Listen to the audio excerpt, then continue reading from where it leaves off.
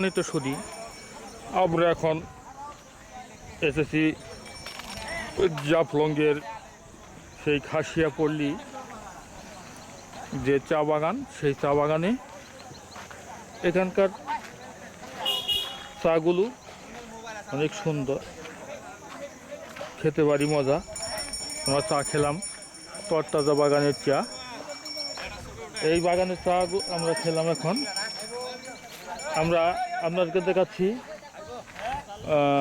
যারা এই ভ্রমণে আসছে, ভ্রমণ প্রেমিক মানুষেরা, ওনারা সব মানুষকে, বন্ধুবান্ধবকে সাথে নিয়ে ছবি ওঠার জন্য ব্যস্ত হয়ে পড়েছে। দেখেন আপনারা এই যে বিভিন্ন ধরনের এইগুলা, আপনারা ছবিগুলা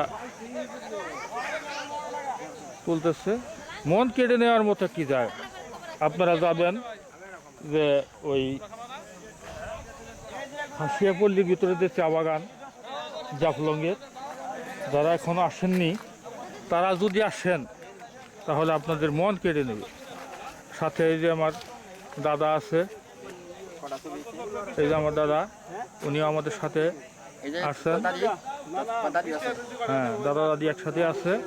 আমরা যেখানেই যাই কেউ কাউকে ছাড়ি না, সাথে করে নিয়ে চলে আসি।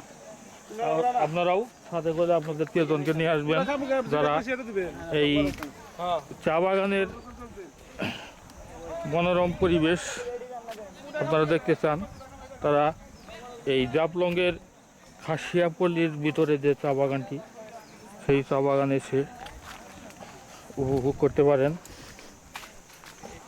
মানে কি বলবো রে ভাই, এখানে এমন কিছু জিনিস আছে, যারা কবতী আছেন, কাপল, তারাও আসতে পারেন। এখানে বিকালবেলায় এই চা বাগানের ভিতরে দেখেন, এই যে এখানে বসে বাদাম খেতে খেতে অনেক স্মৃতি জড়ানো কথা, না পাওয়ার বেদনা, মধুময় ভালোবাসা, এগুলো আপনারা রোমান্স করতে পারবেন এখানে এসে। দেখেন এই যে দলে দলে মানুষ এখন আসতেছে, একটু করে এখানে অনেক ভিড় হয়ে যাবে। এই দেখুন কীভাবে মানুষ চলে আসতেছে। এই যে আপনারা জাফলং ওই খাসিয়াপল্লি থেকে অটো করে 30 টাকা রিক্সা ভাড়া দিয়ে, অটো ভাড়া দিয়ে এখানে চলে আসতে পারেন। হেঁটে আসা, আমরা হেঁটে আসছি। দেখেন ছবি দেওয়ার জন্য মানুষ পাগল হয়ে গেছে, শুধু ছবি আর ছবি। অনেকেই হয়তো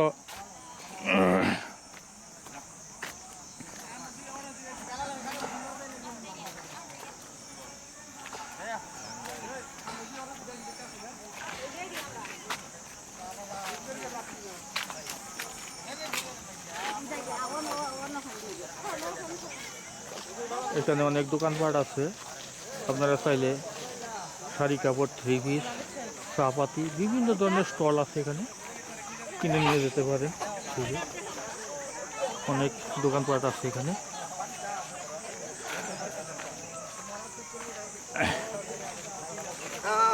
অনেকেই ভালোবাসার টানে প্রিয়জনকে ছেড়ে দূরে চলে গেছে।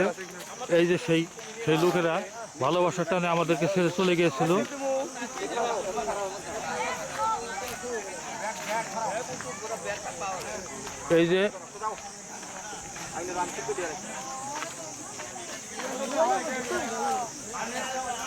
এই যে আমার এক বিধবা দাদা দাদিকে ছেড়েই একাই চলে আসছে। এখন উনি বর্তমানে বিধবা আছেন, এই জন্য উনি একাই ছবি ওঠাচ্ছেন।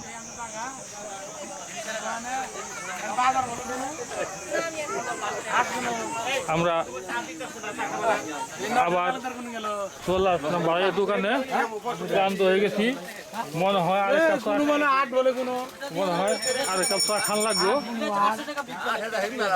এই যে এটা হলো ফুলের চা, এটা হলো ফুলের চা। ভাই ওরা নিয়ে গেছি, আরেকটা খান লাগবো চা।